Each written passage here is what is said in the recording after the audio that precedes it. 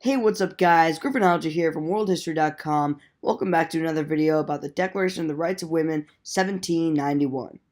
In the midst of the French Revolution, Olympe de Gouges, author, playwright, feminist activist, wrote the Declaration of the Rights of Women, 1791. It was the first widespread women's equality declaration in French history. Pre-revolutionary France. From the 1770s to 1789, France was split into provinces, all under the rule of King Louis XVI. In the 1780s, France underwent severe poverty due to an increase in unemployment. France was governed under the system of Ancien Regime, which was supreme rule of the French king. I'm about to throw some hard knowledge bombs at you, so bear down with me. At the time, there were 28 million citizens of France. French society was split into three estates: the clergy, the noblemen, and the commoners.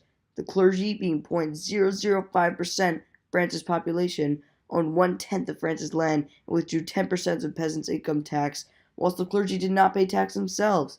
The noblemen, just as the clergy, created around 0.005% of France's population. They did not pay taxes. The remaining 99% of France was the third estate.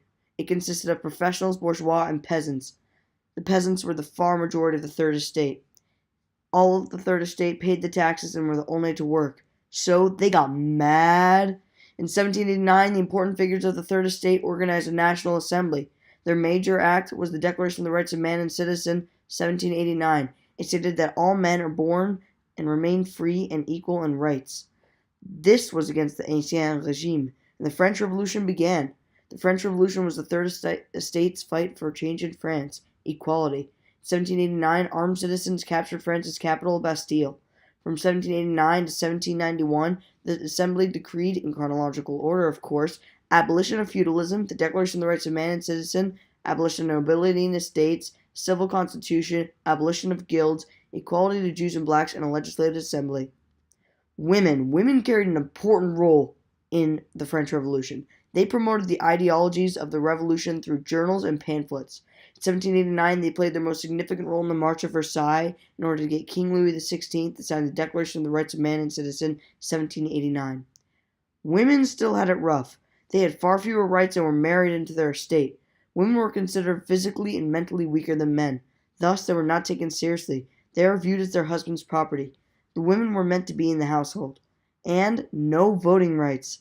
Tis, late 18th century France. This is where Olympe de Gouges came in. Descendant from a butcher, she was born in 1745 in Montauban, southern France. At age 16, she married wealthy and birthed a son. Following her husband's death, she pursued writing and feminist activism. At the pinnacle of her career, she wrote and published the first major feminist act, the Declaration of the Rights of Women, 1791. Hey guys, quick side note, if you're more interested about feminism, go check out my Twitter, @GriffinAlger. My most common tweets are #WednesdayWisdoms. Alright, thanks, let's get back to the video. The document empowered women. It was a building block of credibility for women in the French Revolution. The revolution was essentially a fight for equality among all. Thus, women fought to be included. The document consists of 17 articles declaring rights every woman deserves. This includes liberty, security, and property, and resistance to oppression. In the case of separation and marriage, Olympe de Gouges stated that the couple should divide their wealth. It fought male supremacy derived from the Declaration of the Rights of Man and Citizen, 1789. In the preamble, Olympe de Gouges states that women have sacred rights. Never before have women stood up as powerful and bold as Olympe de Gouges. As Simon Schama in the book Citizens wrote, the powerful governing men were not prepared to contemplate women as part of the political process. Olympe de Gouges tried to fix that. Guys, I've got some sad news. The National Assembly reviewed the document and refused to sign it. The Assembly found the document to be potentially treasonous. Olympe de Gouges was sentenced to be beheaded in 1791. On the bright side, the document was the spark for feminist conversation in France. Now, I need to tell you something cool-ish. Keep in mind, these rights could have been passed in 1791, but no. Nice going, National Assembly.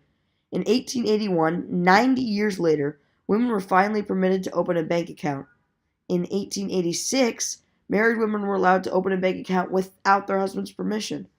After countless attempts in the late 19th century, women gained the right to divorce in France on July 27, 1884, 93 years later. The exception of the bill was that women could not divorce men for adultery. And the most important right, women's right to vote, was passed, wait for it, in 1945, 154 years later.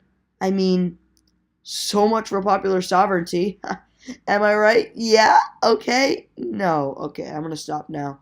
Alright, guys, that is it for the information today. I hope you enjoyed the video. Tell your family at Thanksgiving. Can we hit a like goal of 5 likes?